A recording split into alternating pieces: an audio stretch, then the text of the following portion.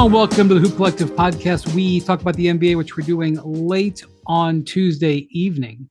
Joining me from the Barclays Center, where he's gone for 2 nights in a row. Last night with Warriors Nets. That was an interesting little post-game interview you had there, Bontemps. And tonight, Kyrie Irving's return, I think 1 year to the day since he was traded to the Mavericks from the Nets, where the Mavericks were victorious by 12 points. Tim Bontemps. Between Kevin Durant coming back last week, Kyrie Irving coming back today, and the Warriors being here yesterday, it's been an eventful few days in Brooklyn. Not having to worry about the old Mavericks tonight and handing it off to Bontemps and letting him deal with Kyrie Irving. It's MacMahon from Dallas. Howdy, partners. Listen, anytime I can give Bontemps my work, it gets me in a good mood. You know what else gets me in a good mood? When I get a shipment with some free gear, baby. Some free gear. Look at this. Look at this t-shirt. It's a good material. Tell the audio listeners where it came from, pal. I'm getting to it. Don't you dare interrupt me. The Brescia Bearcats men's basketball program, NAIA program in Owensboro, Kentucky. My guy, Jake Davis, the alumni director, hooked it up. Sarah Gaylor, the head coach. Listen, this is a good one. The first woman to be a men's head coach in NAIA history. Before that was in the Milwaukee Bucks basketball operations department, actually won a championship ring.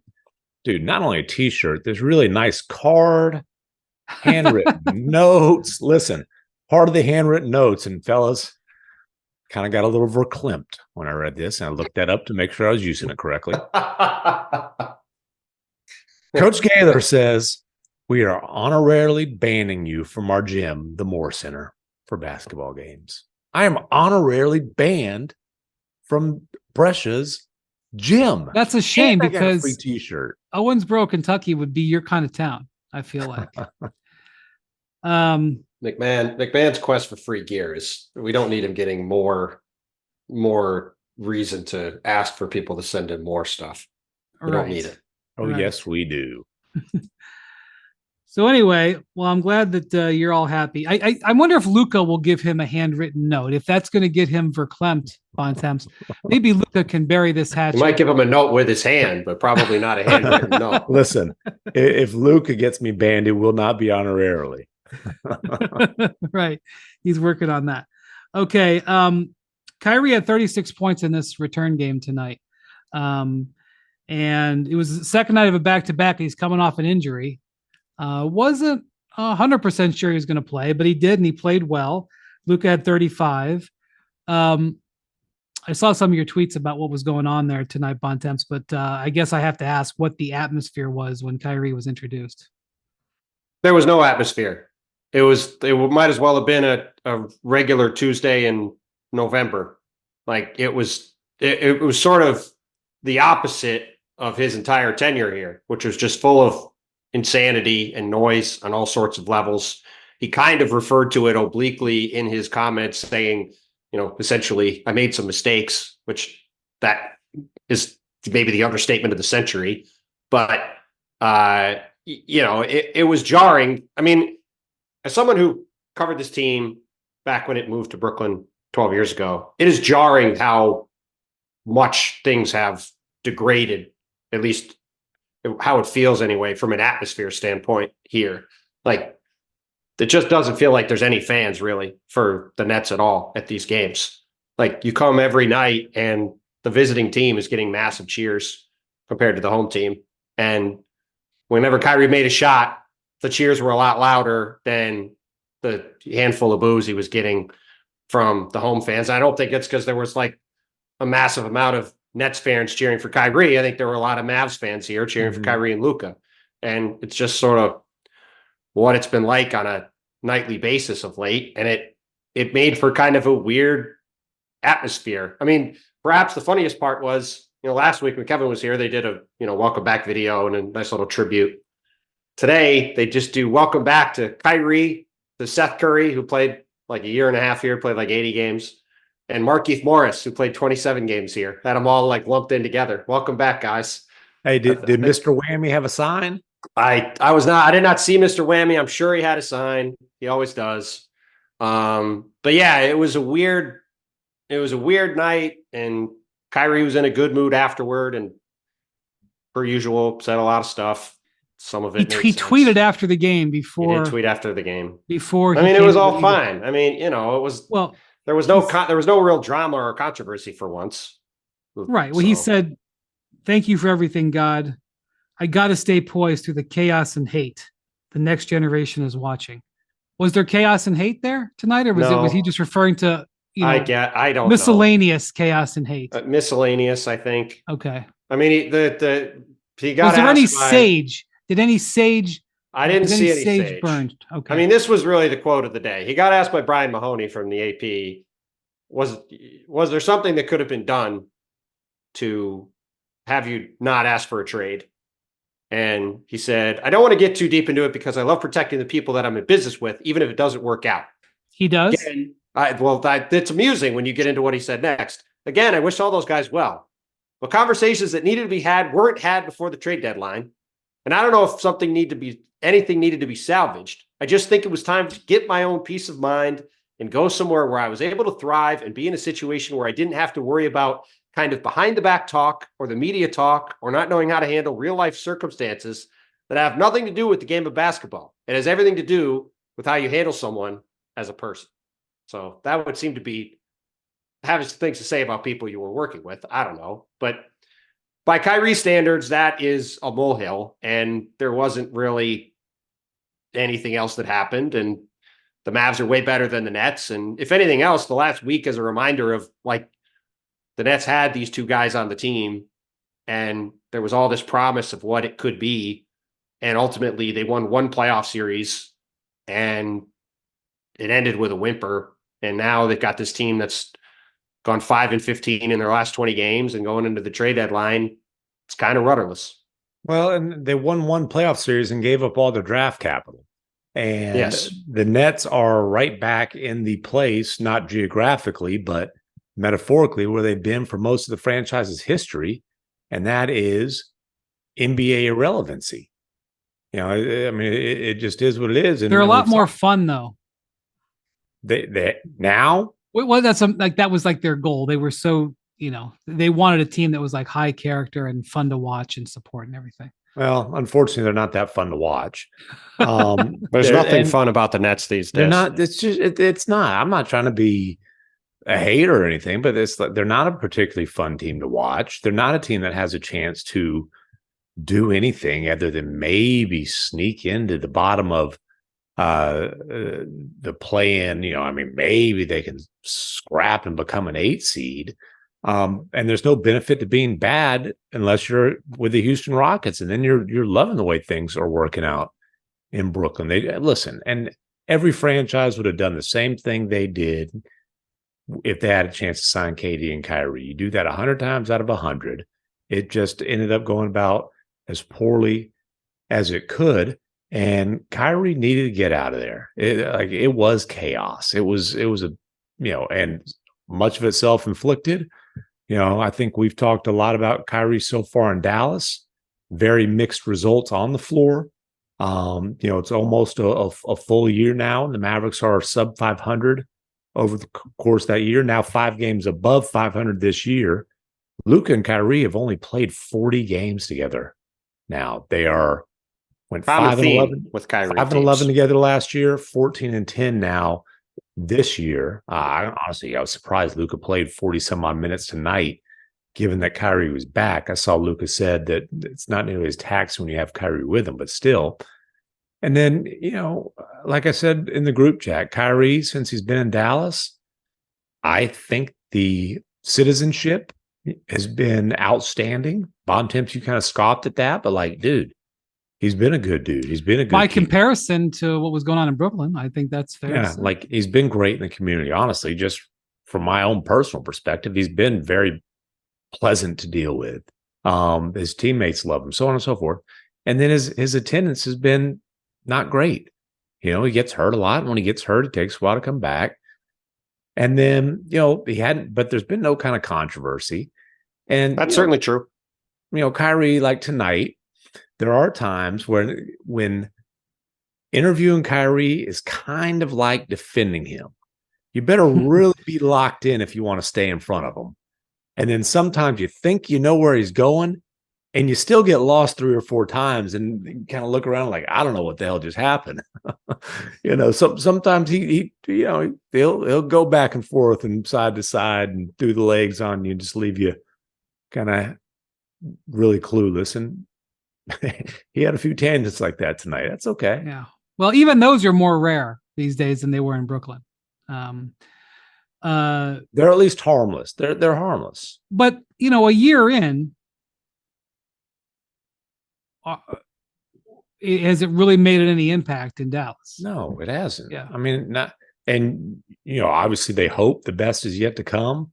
The Mavericks, it's not just Kyrie, not just Luka, but like Lively's gotten banged up a lot. He just had nose surgery. Hopefully he'll be back soon. Sounds like not before the not before the end of this road trip, certainly. And we'll see about before the All-Star break. I actually had that same surgery my senior year in high school when I was slapboxing somebody. Ended up taking a right hook to the schnauzer, and it ended up on the wrong, like under my right eye.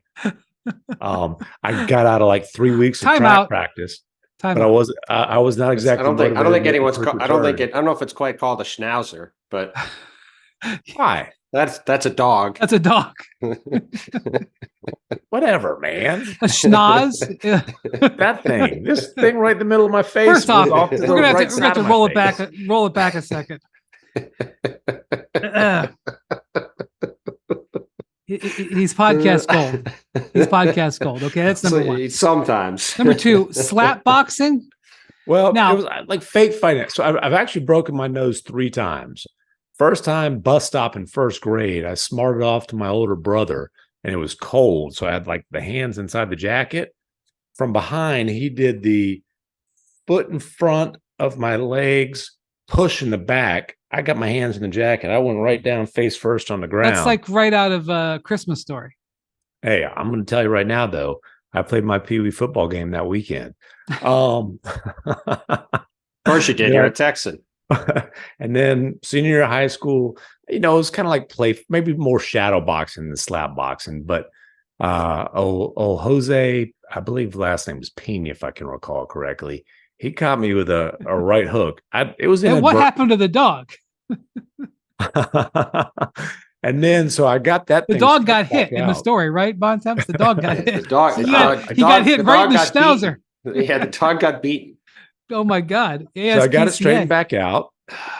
Was able to skip like 3 weeks of track practice, which the only thing worse than track is field. So I was actually ecstatic about that. Trust me, I know when. What did you do? Shot put?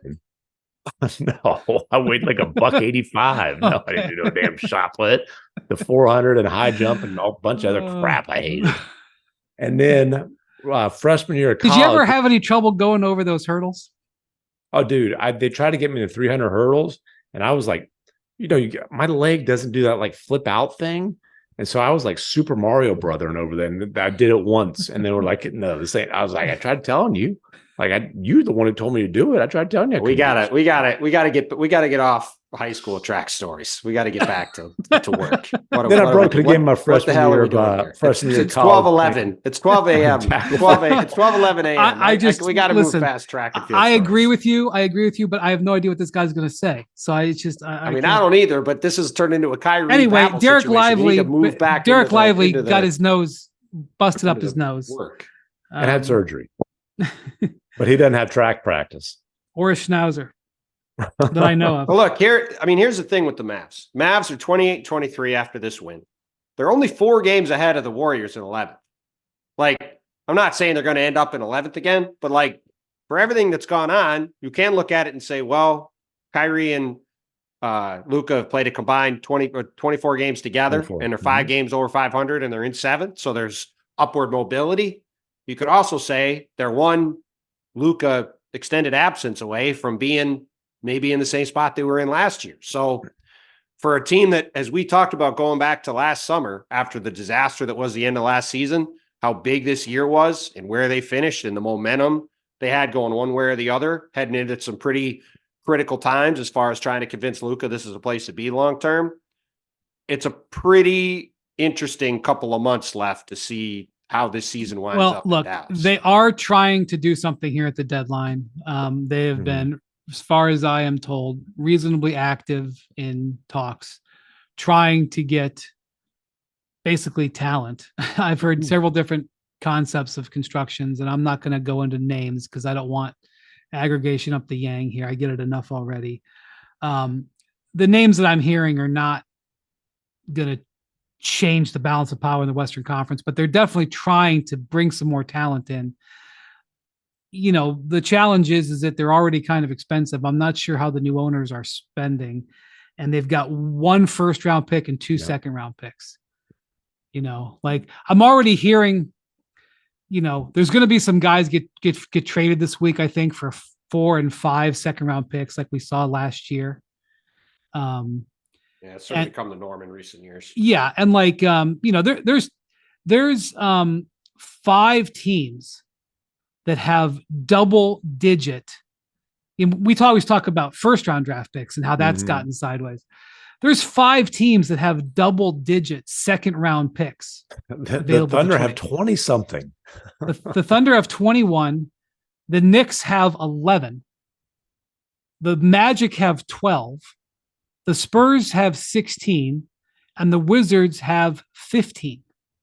And that, in fact, that's one of the things, one of the players that I think could go for like a bunch of second-round picks if he gets traded is Tyus Jones, because the Wizards have been trying to get a first-round pick for him, and I don't think have gotten it. Otherwise, I think he would have been traded.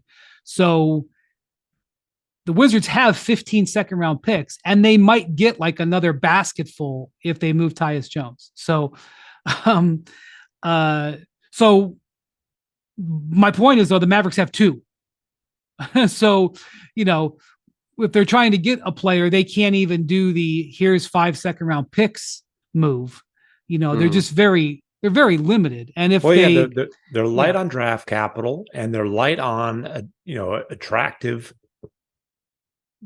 trade assets in terms of players on their roster. Obviously, Luka's not getting traded. Kyrie's not getting traded. You can forget about Derek Lively, and then it gets pretty dicey after that. You know, there is interest in Josh Green, but he's up and down, and then he signed the extension, so there's the poison pill complications and all that. Jaden Hardy's a guy who hasn't had a great sophomore year. His trade value is taken a dip. Maybe there's some teams who like Olivier Maxence Prosper, but that's based on. I mean, he's not playing, so yeah, it's based on pre-draft valuation. It's not based on anything you've seen this season. So listen, they are being aggressive. They definitely want to upgrade. I expect them to do something. I don't know how much they can really move the needle given the circumstances. Yeah. Okay. Bontemps, before we move on to some other stuff, I do want to ask you about Monday night when the Warriors were there. The Warriors, I think, won by about 10. And but that wasn't the takeaway. Also, the Warriors won where only one player made a 3-pointer. Steph made 4. That was it for the Warriors. And it was the first time a team had won when only one player made 3s since 2017. It's happened a few times since then, but where the team actually won. Now the Warriors are still a high 3-point shooting volume team. I think they came into tonight 4th in the league in average makes per game, but none of that was the focus. The focus was the interview that you did with Anthony Slater of The Athletic with Klay Thompson, which was very raw. The footage was everywhere today. And I wondered if you could take us through that a little bit. Yeah, it was pretty jarring because as everybody who's listening probably knows, I'd spent a couple of years living in the Bay, being around that team every day. Do you think they know that, MacMahon? Do you think they know Bontemps' history? I would imagine if people are listening to the pod for this long, they would at least have some idea. If they knew, they forgot because no one gives a crap. Well, he grew up on a dairy farm, ladies and gentlemen. I was okay. All right. Yeah, that's great. Let's just go back to recounting McMahon's track and field highlights. The point is, we have all spent a lot of time around the Do Warriors. you know Bontemps and ran cross country in high school? I did. MacMahon? I was Dude, good he at still it. runs, which, God, I mean, ugh. Running voluntarily? Are you kidding me? All right. Sorry, Klay Thompson. I was my It's fault. fine. I'm sorry. It's all good. We'll just have this pod go till 2:30 in the morning. It'll be Sure. fine. We've all spent a lot of time around this Warriors team, and all of us really have seen them sort of from beginning to end, life cycle wise. And we don't really get a chance to see that anymore in the league without, I mean, we're just talking about Kyrie Irving, right? Like these stars, especially, are just transient players a lot of times in the league. LeBron James has changed teams several times. Kevin Durant, Kyrie Irving, go down the list. A lot of these guys have changed teams over and over again. These Warriors guys have all been together for years. And you watch now, and Monday night, like you mentioned, Klay Thompson for the second time in 3 games is not closing the game. That's notable. It's also notable because he's not closing the game in favor of Guy Santos, who is a 55th overall pick in the 2022 draft, who the Warriors signed this year in large part to keep their luxury tax bill down. As a second round pick, his salary's a lot lower. He'd played 61 total minutes in the NBA this year, over 8 games before Monday night. And then he's playing the final 6 minutes of the game in a 5-point game, and Klay Thompson's watching from the bench. And after the game, as people probably saw in the video, like Klay, to his credit, answered every question, but was clearly having a really hard time. Yeah. And it was pretty hard to do, frankly, because you weren't sure if he was going to actually get emotional talking about. He just got out of the shower, so I don't know, but his eyes were red. Yeah, it was I'm not saying he was about to cry, but it wasn't. If he had cried, it wasn't far away. He was trying to come up with the right words to say. And I think he deserves credit for how he handled it, because for people who haven't really been around Klay, he always sounds kind of short. So it might have sounded like he was mad, but I think he was genuinely happy for the younger players on the team. Like, he talked about how proud he was of a guy like Guy Santos, who's been playing in the G League, comes up and helps them win a game. But like he said, you're talking about a guy who was one of the best players in the league, who I think it's sort of been lost because he's come back and played pretty well. Missed 2 entire seasons with an Achilles tear and then an ACL tear and then an Achilles tear. Has bounced back from that back-to-back 20-point seasons, which is very impressive. And even this year, he's averaging 17 points a game and shooting 38% from 3. It's not like he's unplayable. No, if he was like on a different team and he was being made available at the trade deadline, people would be like, "Oh, he's worth 2 first-round picks." Right. I mean, something like that. He's still a good player who can help teams win games, but he's not the player he was. And on this Warriors team that has had truly a crazy season on every level, on and off the court, dealing with tragedy off the court, having all these crazy games, good and bad, mostly bad, on the court. A big storyline of the season has been Klay not finishing games, or whether he finishing games or not, whether, sometimes Steve Kerr's getting criticized for having him out there. Other times there's questions about whether he should be. And it seemed like a pretty clear line of demarcation on Monday with him not playing. Steve Kerr pretty frankly talking about it's hard as players get older to manage things. Klay addressing it in the locker room. Draymond, in sort of the most classic Draymond fashion, inserting himself into the story in a completely ridiculous way and frankly making an awkward situation more so. Steph trying to, in also sort of typical Steph fashion, try to as delicately handle a pretty difficult situation as possible. But Klay Thompson's going to be a free agent this offseason. Those negotiations are going to be, I think, awfully interesting, because he is still a decent player, but he's clearly not the player he was. And he's certainly not a guy who's worth a max contract, which he's on now. And for a Warriors team that's had, like I said before, just so much stuff happen over the last decade, it was just a fascinating day to be around them. And, we'll see what happens over the next couple months. But what seems clear is You've got Steph Curry, who's still really, really good. You've got Brandon Pajemski and Jonathan Kuminga as young players who are ascendant. You've got Draymond Green, who still is seen as a pretty integral piece there.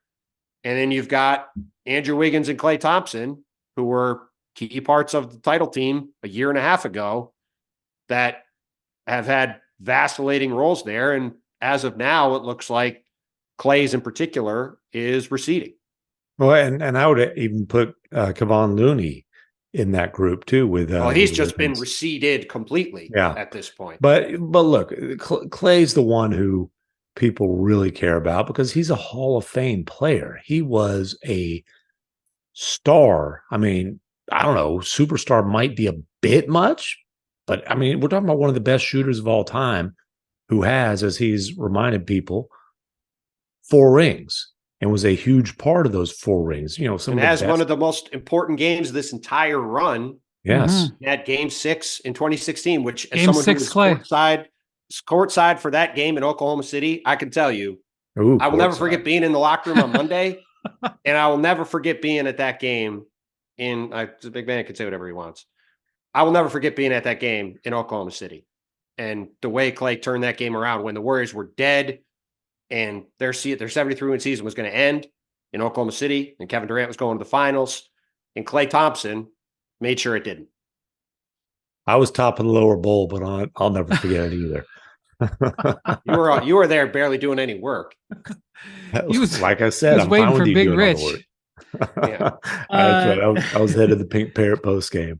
I thought that was one of the most raw post-game interviews I'd seen since I've been covering the league. I said that on NBA Today today, and Austin Rivers and Richard Jefferson like freaked out. They were like 20 years. I was like, I didn't say it was the most, but one of the most just raw, because he's dealing with his emotions in real time that everybody's seeing, and we all know him so well. And like you said, Bontemps, because these guys have been together so long, we've all seen these things.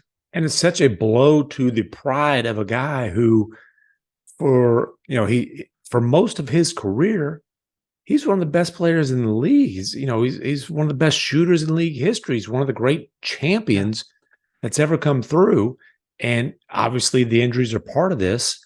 But, at 33, he probably feels, especially when you see the 35-year-old guy who he's been sharing a backcourt with basically his whole career, he probably feels like, hey, he should still be in the tail end of his prime. Right. And he's not washed. He's not washed up. So let's, like he's a solid NBA player who, whether he's going to close a game or not at this point, is a night by night, case by case basis. And that is so far from what he's accustomed to being. I get it. Here's the other thing though. If Steve Kerr, whether he's right or wrong, feels that Guy Santos is a better choice to finish a game, he's got to do it, because he's got to do whatever he can to win every game he's got. Oh, and just to get in the play-in. Yes, that's what I'm saying. So like, look, if that's especially the way their season's gone, when they've lost every possible close game imaginable, including the game before in Atlanta when they had another 8 or 9 point lead with a minute and a half to go, blew the game and lost it in overtime when Steph had 60. Right. Yeah. And I didn't sense any hint of Klay Thompson pouting, but that doesn't mean it's an easy pill to swallow. What I got was a guy who is really struggling with the reality that he's not the guy he used to be, and those days are gone. And kind of recalibrating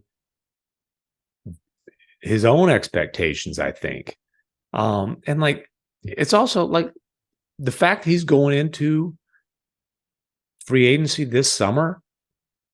Is he back in Golden State? That's how could that not be on his mind? I mean, the financial stuff, like he's not going to get close to max.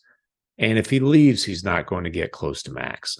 It'll be closer to mid-level to max. Well, look, I don't have any idea what the world's going to look like in July. The question will be is, would Klay leave the Warriors in a money decision. Yeah. In other words, like, obviously there's a certain number, but like, if the offers were all equal, or it was just a little bit more, would he leave? Because we've seen, Right. we've seen some guys stay with the Warriors for less money. So that's the question. Yeah, And honestly, it would one of all those be guys might be gone by the trade deadline. well, that's true. We'll talk about that in a couple of minutes. Speaking of the West standings, we had a change at the top of the West on Tuesday night. The Clippers eked ahead of the Thunder. The Thunder lost And the to Wolves. and the Wolves. The Wolves and the Thunder both lost. The Jazz beat the Thunder in Salt Lake. Back-to-back wins for Will Hardy and Jazz, by the way. Beat the Bucks Sunday with a ridiculous comeback in the fourth quarter, and then win the fourth quarter against the Thunder tonight. It's a pretty damn good couple wins. The Jazz, who the Warriors are chasing to try to get into the play-in. But yeah, it's essentially a four-way tie for first in the West. But because the Clippers have played a couple fewer games, they are percentage points ahead. Like games behind, they're all even. Clippers 34-15, then Thunder, Wolves, and the Nuggets are all 35-16. I think. I think if you're looking into 3-6 or 3-7 start the season, something like that. Yeah, I think that they lose like the first 5 after the Harden trade. Yeah, and I remember Ty Lue, their third game after the Harden trade, they got smoked in Dallas. And Ty Lue, after that game, if it's not a direct quote, it's really close. He said, "You know, teams better get us now." And he was basically saying, like, we're going to be really, really good. I'm just telling you, you better get us now while we're figuring stuff out. And he's been absolutely right. One of the things they figured out was Russ has got to come off the bench, or, Russ figured that out. But since they made that move, like, Harden has been exactly what they wanted. Kawhi Leonard's playing at a first team All NBA type of level. Some people are trying to put him in the MVP discussion. I'm not quite ready for that, but Paul George has been phenomenal. The pieces fit. Ty Lue is a proven championship coach. And look, if you're going to look into a crystal ball, obviously you can't predict injuries, but I think it's very likely that the Clippers and Nuggets, in one order or the other, are going to be 1-2 coming out of the West. I think they're clearly the two best teams in the Western Conference. That's no disrespect to the Thunder, who are going to be good for a long, long time. That's no disrespect to the Timberwolves, who, the Timberwolves just, their struggles closing games and protecting big leads keep on fighting them. It happened again on Tuesday. I don't know how big the lead that the Bulls overcame. It was double digits. It was 23 in the third quarter. I didn't know it was that much.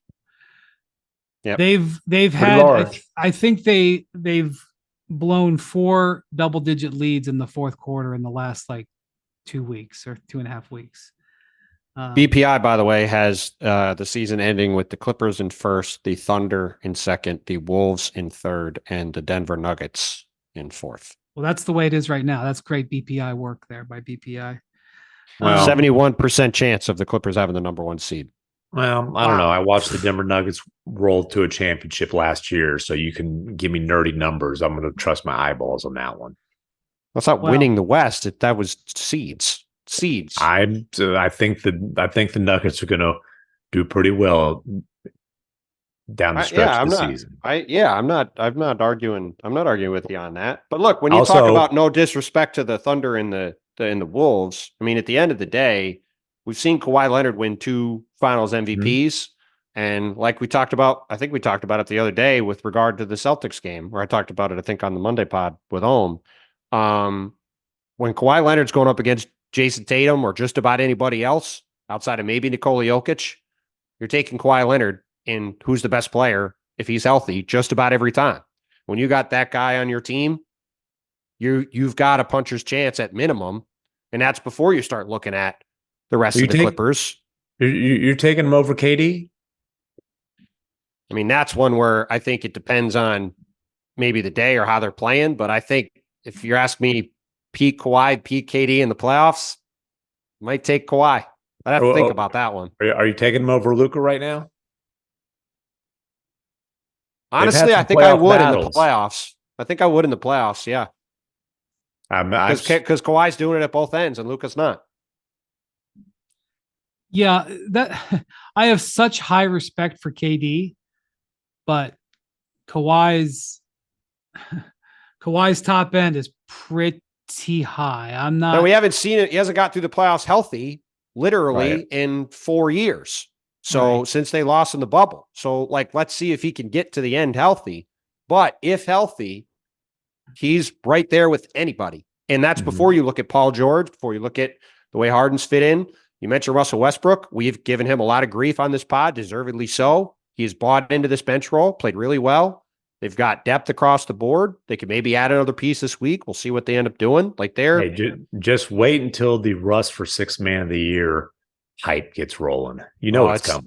Well, listen, it won't be deserved this year, but it'll be a lot more deserved than it was last year. Has there ever been a guy who won MVP and won Sixth Man of the Year?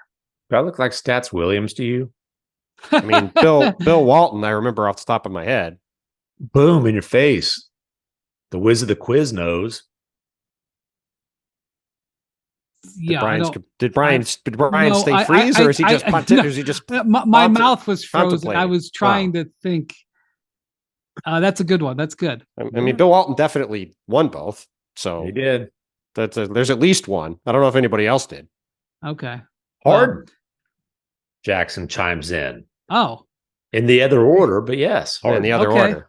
Right. Bill Walton in the order you're thinking of, but yes, that's right. James Harden too. Good job, Jackson. This is from Stats Williams on Kawhi Leonard over the last 30 games. 30 is a big number. That's a lot of games. That's a big sample size theater right there.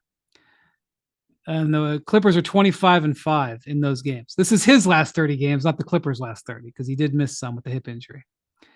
26 points a game, 57% from the field. And he's taken a lot of jumpers. Okay. He's, 51% from three. Holy Moses. 92 at the line. So 50, 50, 90, almost 60, 50, 90. I tell you what, man, he is also springy.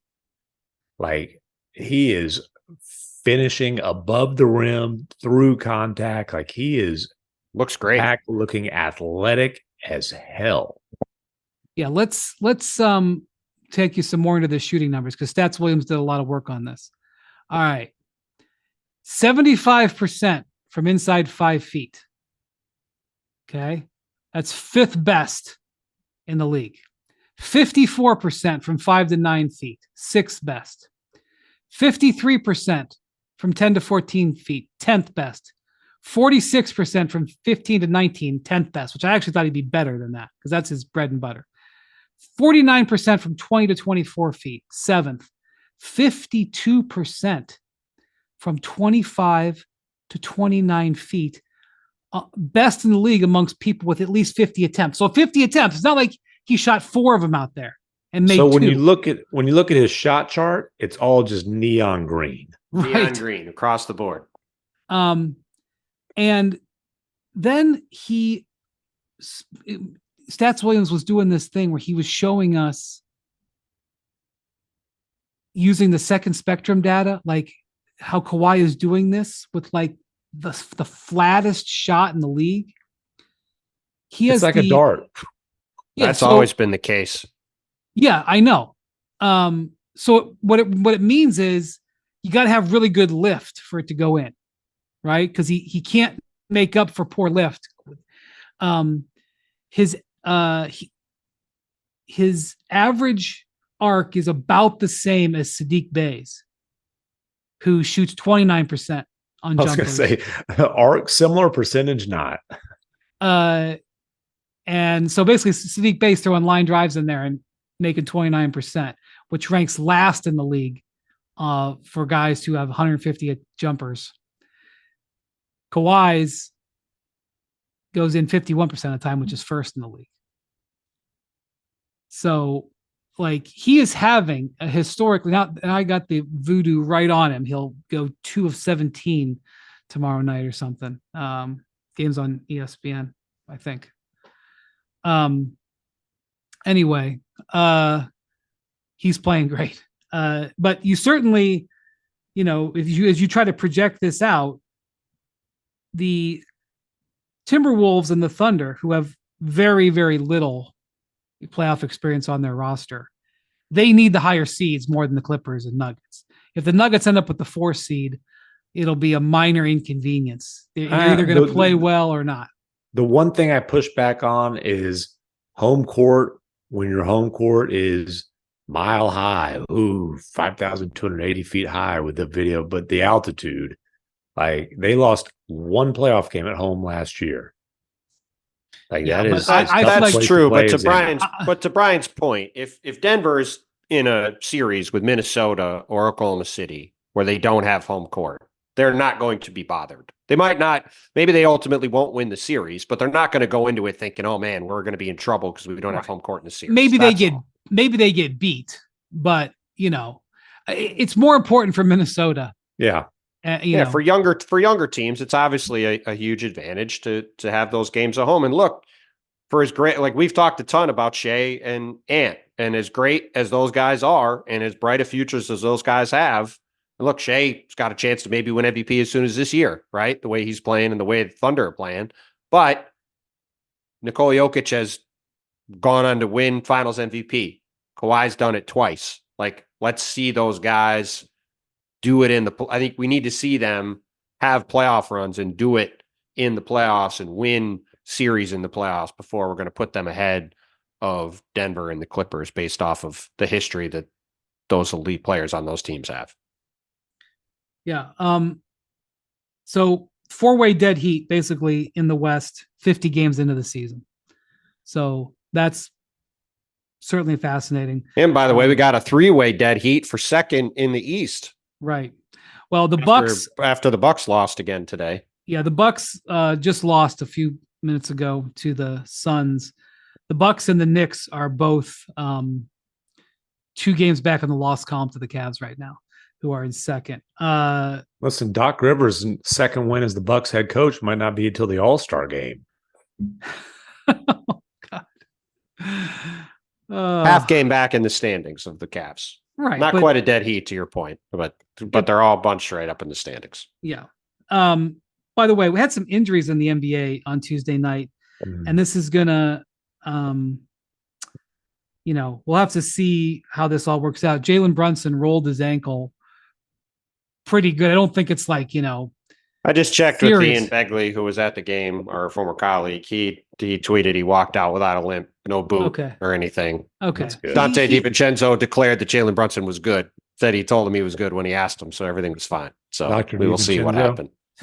He rolled it pretty good. It would not surprise me if it was a little bit. Oh yeah, no, I know. I'm just saying what was reported. That calls to mind one of my favorite quotes about LeBron, which was during a playoff series, I think early in his career, where he rolled his ankle similarly in a playoff series in the key game, and LeBron wasn't available to the media, so we asked his teammates, and it was Larry Hughes, and said, Larry, what do you think of this? LeBron rolling his ankle. Do you think he'll be okay? And he goes, have you seen his ankles?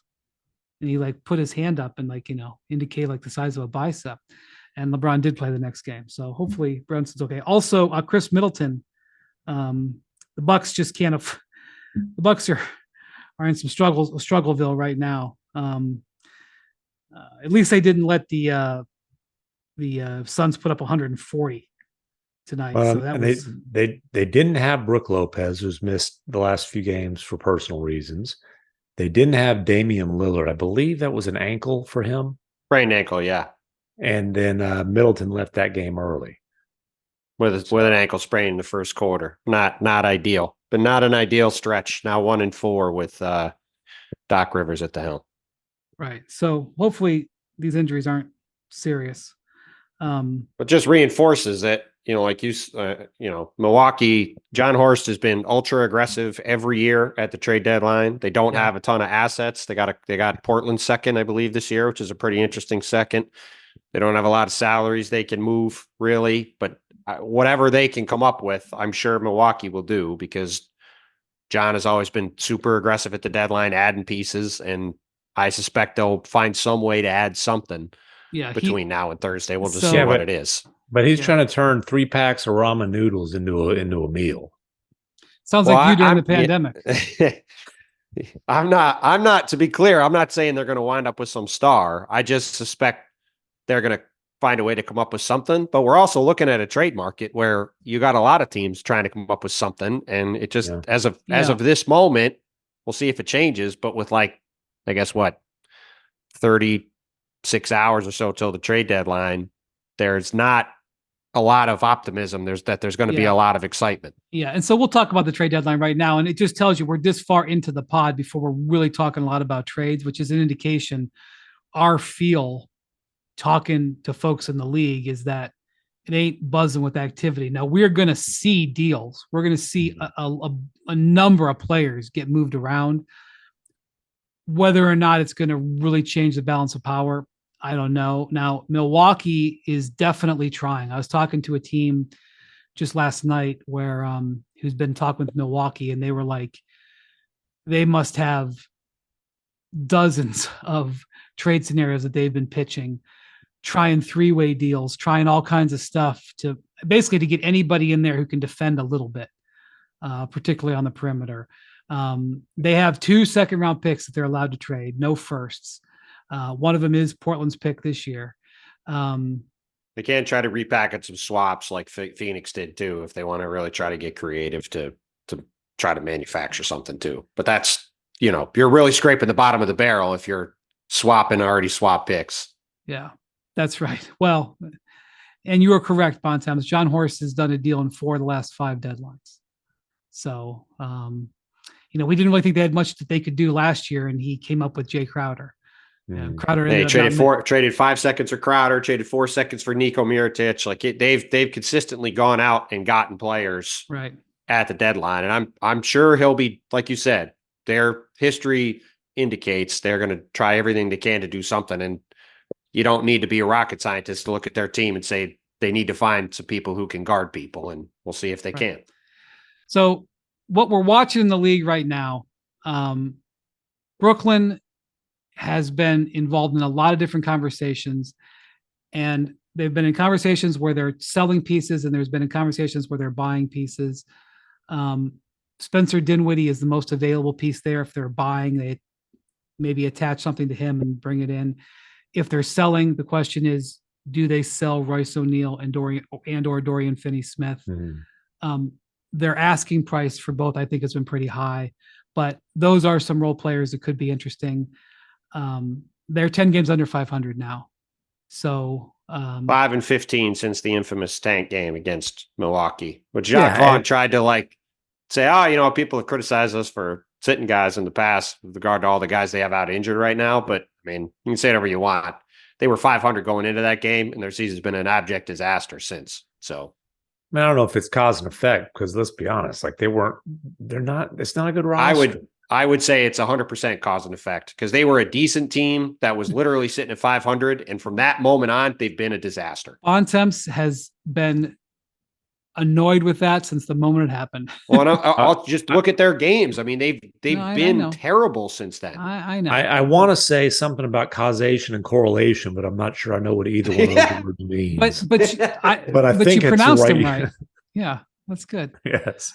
That's good. I think they went over that. You're making real strides from a vocabulary standpoint. Yeah, I think they went over that in your 3rd sophomore year of college. And I say that with love, my guy. I say that with love. Listen, I'm 8 years in college. I'm twice as smart as either of you guys, clearly. I'm not in position to listen. I'm not messing with you. You can hit me right in the schnauzer. You're the one getting all the free swag, pal. You're doing something right. Well done, Brandon. I am definitely not shadow or slap boxing with anybody, much less MacMahon. He's got the reach. MacMahon believes that no boxer under 6 foot has any chance. No slap boxer. Philly. Right. So that's right.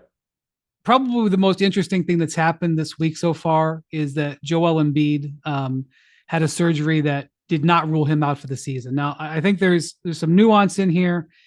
Had they gone into that surgery on Tuesday and procedure, they have not called it a surgery. Okay. They're being as vague as possible. He tore his meniscus and he needed surgery. Okay. Coming out of that event that happened in an operating room, if they had to repair it, I think they would have said he's out for the season.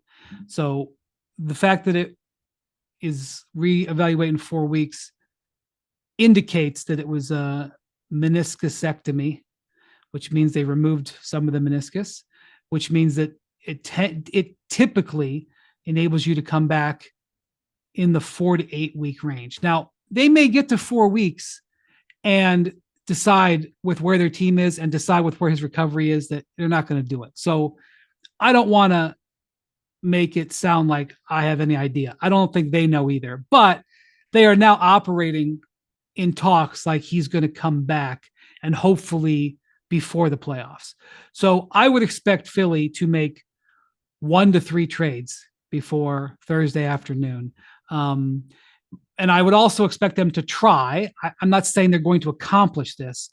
I would expect them to try to acquire players that either have expiring contracts or that have next year's salaries that are not fully guaranteed or that could easily be offloaded.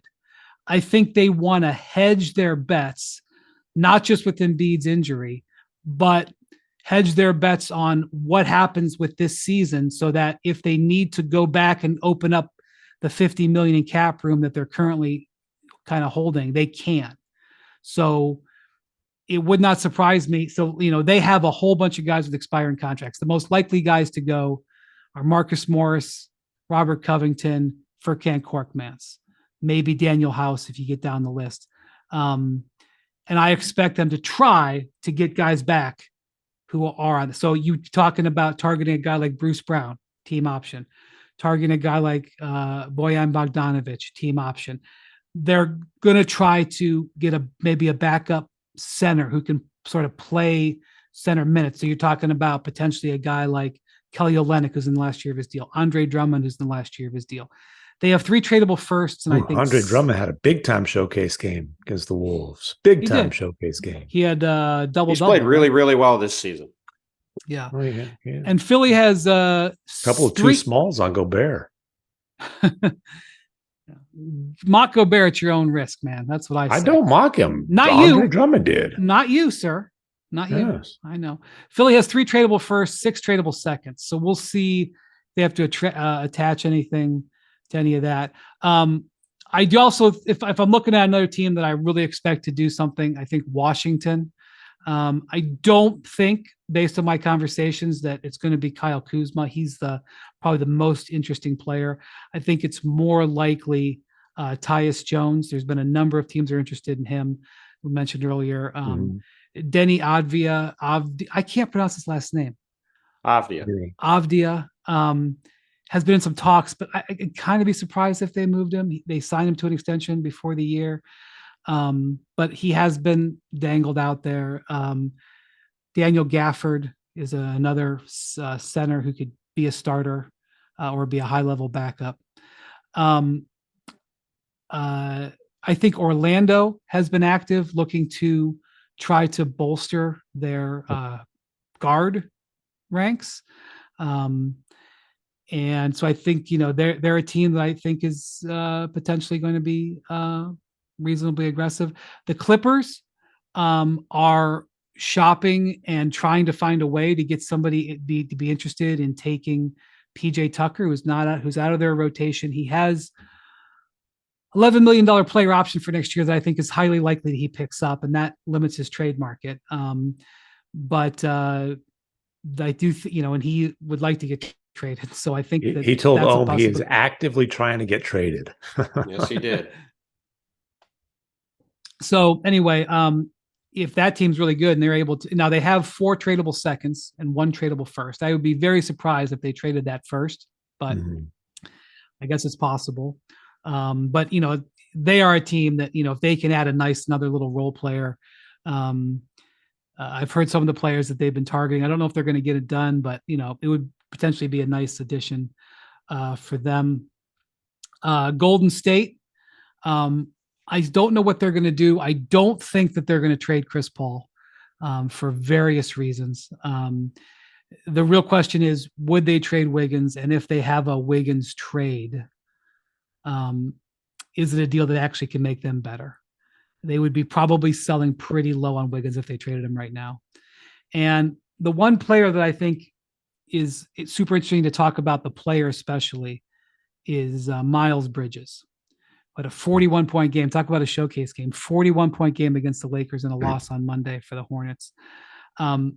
It looks like there's a good chance that that the Hornets are going to move Miles Bridges.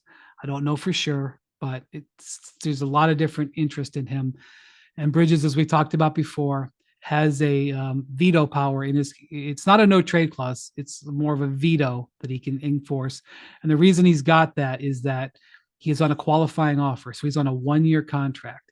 If he gets traded, he loses his bird rights, and the team that acquires him cannot sign him for more than the average player salary next year.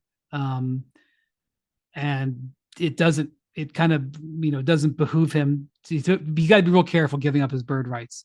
So he will be presented with options, and he will get to pick one if it comes to that.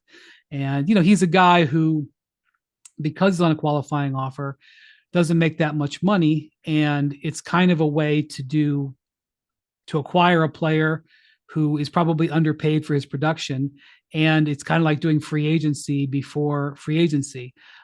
He obviously has off-court challenges and off-court issues, and that is a factor. And it's the whole reason he's on a qualifying offer. And probably part of the reason why the Hornets are seriously considering letting him walk. And I would not want to be in the Miles Bridges business. I'll just put it that way. Yeah. Listen, he's a very talented player, but honestly, the fact that he's playing this year, given the accusations that happened this fall, is pretty alarming. Somebody will take a chance on him, and I would side with Bontemps on that. I wouldn't want it to be my team. One more. I would also keep an eye on New York. 8 tradable firsts, 11 tradable seconds. I think they're going to be careful with giving up any of those firsts, but they have some expiring salary, and they could use some size right now. Well, forget size. They need bodies.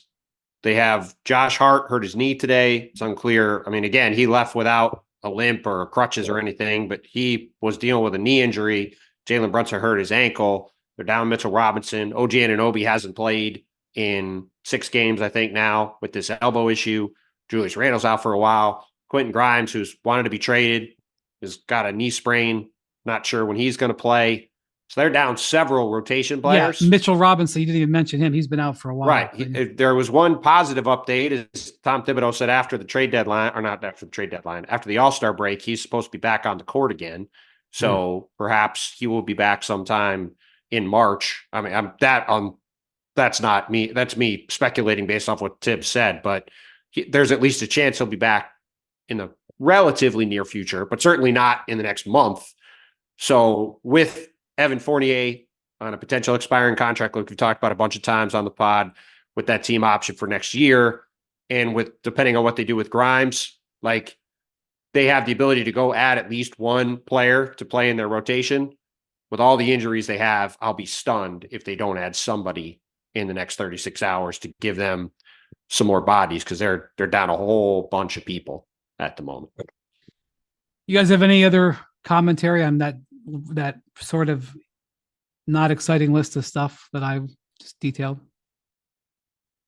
I would just reemphasize sort of how you laid it out, which is that there's just, we'll see. You always have to sort of qualify these things, right? Because like we didn't know Kevin Durant was going to be traded at this stage, literally, of last year.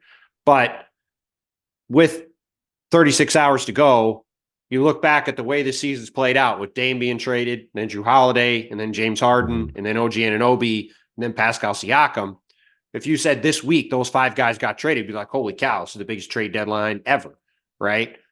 But instead, because that happened over the course of the season, it's sort of a slow moving, steady trickle of trades. We now gotten to the point where, especially if DeJounte Murray doesn't get traded this week, Right. probably not anybody of real consequence, high level all-star caliber player is getting moved.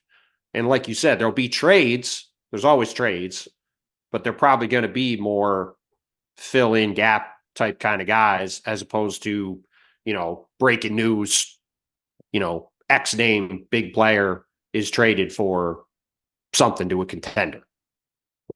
Yeah. I think the Lakers Hawks talks have been, I don't have up to second thing, but I think they've been pretty cold. Does not mean they cannot restart quickly, but I don't think that was something that was, at least as of the last 24, 48 hours, that I heard much about. So we'll see what happens there. And LeBron says he's good with the guys that are there. These are the guys that are there, so there's nothing more to talk about. Yeah, LeBron said a lot of words, but he didn't say yes. He never said the word yes. LeBron didn't say. Did he say they were good with the guys that were there, or did he just say these are the guys that are here? Yeah. I thought it was just these are the guys. These are the guys that are here, so there's nothing more to talk about. Yes, it reminded me quite an endorsement. It reminded me of a quote when he and David Blatt were cross with each other, and he was asked about whether David Blatt was the right coach, and he goes, "He's the coach that we have."